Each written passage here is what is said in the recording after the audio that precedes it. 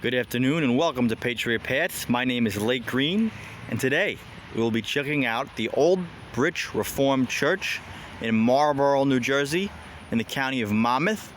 And the current building that we see before us was erected in 1826, but there had been a practicing congregation on this site since 1782, and a church of the same origin in this community since 1699, originally settled by Dutchmen. Let's check it out. A lot of history here.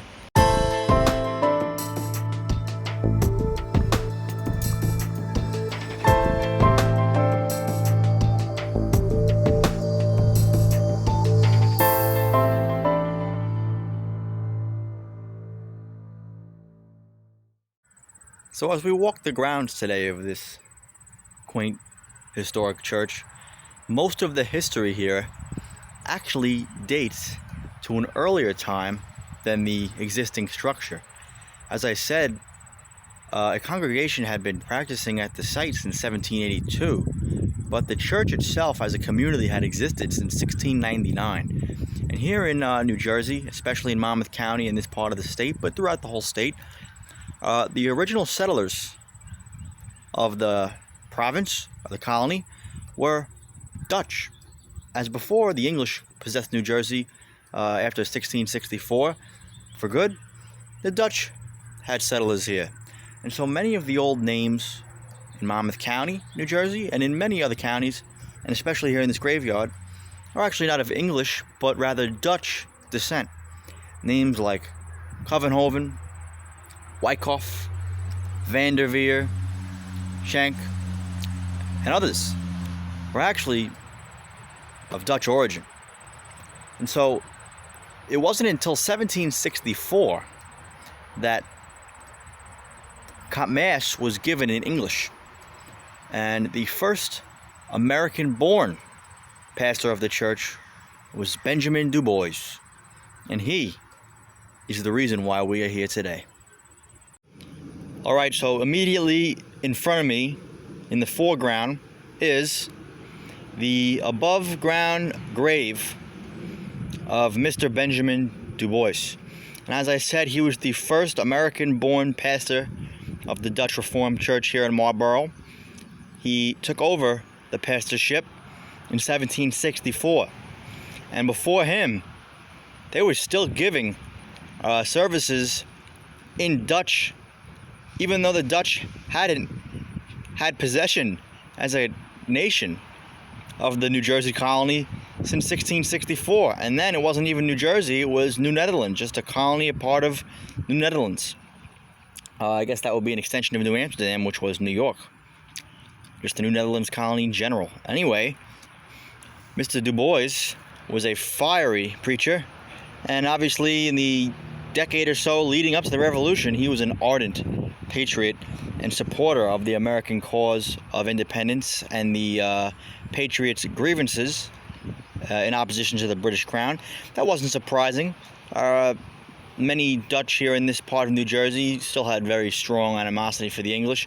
And not only that, it was also a religious thing. You know, if you weren't an Anglican or an Episcopalian, many people who were Baptists or Presbyterians or the Puritans and the descendants of Puritans in New England were staunch patriots.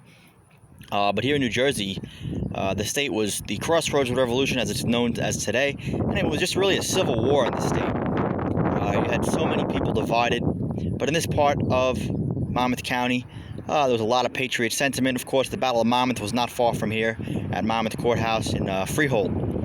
So a lot of the men who were buried here were locals who either served in the New Jersey Continental Regiments or the New Jersey Militia. Mr. Dubois, the preacher here, not only preached support for independence and the patriot cause, but also shouldered his musket. And actually, it is believed at many times fought with his congregation in the New Jersey Militia. And his nickname was Dominic Dubois. And in a 1920 account of the history of Monmouth County, they actually talk about in the book how much of a reputation the man made for himself as not only being a fiery, sermon giver and preacher and lecturer, but also just he was, tenacious in battle and unafraid to put himself in harm's way. Maybe his faith had something to do with that. Anyway, Mr. Dubois would survive the war and continue to lead the congregation here in Marlboro County until well after the Revolution had ended, until he eventually passed away in the early 1800s. Okay, so to conclude this video, I'm actually going to play a slideshow of a few photos of notable graves that I was able to capture of many of the men and women buried here. Most of them date back to the 1700s, late 1700s and early 1800s. I tried to get as many Revolutionary War veterans as possible as I could. Many of these men, like I said, some of them did in fact serve in the Continental Line, and others just have a Revolutionary War marker next to their name. And it's great that either the Sons of the Revolution or another group comes here and still marks these old graves and gives them the proper honor and homage that they deserve. But another reason why I want to end with this slideshow is really just to highlight again a lot of these local names. You'll see a lot of these names if you're familiar in Monmouth County, if you live in Monmouth County, New Jersey, and you drive and you take note of the street names and the roads here. And not only that, if you've watched other videos on my channel and you've seen other historical sites in the area that we've checked out, you'll realize that a lot of these names are repeating. And that's because of the deep roots and historical roots that these families have. And many of the descendants and people that still bear these names still live in the area today. As always, thank you so much for watching. Rate, comment, subscribe, and always remember, God bless America, and may we always remember our American heroes, all those known and unknown, who have given so much so that we can be the nation we are today. Have a wonderful afternoon. I'm Lake Green, signing off with Patriot Pats at the Old Brick Reformed Church in Marlboro, New Jersey.